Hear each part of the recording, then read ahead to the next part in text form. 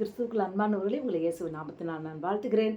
இந்த நாளில் 40ன் ரகசியம் அப்படின்னு சொல்லி இந்த 40 நாள் தவ காலத்தில் வேதத்தில் 40 அப்படின்றதுல என்னென்ன வருகிறது என்று பார்க்கிறோம். இதில் நியாயாதிபதியில் அப்சோன் என்ற ஒரு இஸ்ரவேலின் குமாரன் என்ன பண்ணுறாருன்னா 40 அவருக்கு ஒன்றும் பண்ணலை.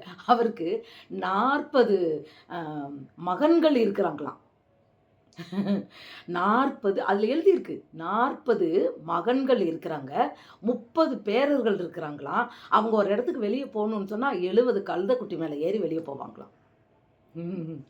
அப்சோன் இவருடைய மகன்மார்கள் மொத்தம் 40 பேர்கள். உண்மையிலே அதிசயம்தான். 40 பையங்களை பெற்றவர். இந்த காலத்தில் 4 இருந்தாலே தாங்க முடியாது. எல்லாரும் ஒன்றே ஒன்று தான் சொல்கிறாங்க. அவர் 40. பிரியமானவர்களே, வேதத்தின் இந்த 40 ரகசியங்களை குறித்து நாம் அநேக காரியங்களை நாம் பார்த்து கொண்டே இருக்கிறோம். ஒவ்வொரு நாளும் 40 நாட்களும் இது வரும். அது மாத்திரம் இல்லை, லாங் வீடியோ போடுறேன். 40 நாட்களும் நான் லாங் வீடியோ போடுறேன். இந்த வீடியோ நிச்சயமாக அந்த தியானத்தை நாம் தியானித்து அதன்படி நம் வாழ்க்கையை சீர்படுத்தும் போது நிச்சயமாகவே கர்த்தர் மெய்யாகவே நம்மை நம் காரியங்கள்ல இருந்து, அதாவது எந்த காரியங்களில் தடையாக இருக்கிறதோ அந்த தடைகளை நிச்சயமாக உடைத்தேற போதுமானவராக இருக்கிறார்.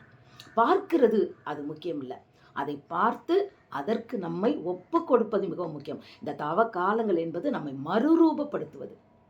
ஒவ்வொரு நாளும் கர்த்தருடைய சத்தத்தை கேட்போம், நம்மை மறுரூபப்படுத்துவோம். நிச்சயமாக கர்த்தர் நம்மை ஆசீர்வதிப்பார். என்னோட தொடர்ந்து இணைந்திருங்கள், தொடர்ந்து பாருங்கள், அநேகருக்கு ஷேர் பண்ணுங்கள். நிச்சயமாக கர்த்தர் உங்களை ஆசீர்வதிப்பார். God bless you.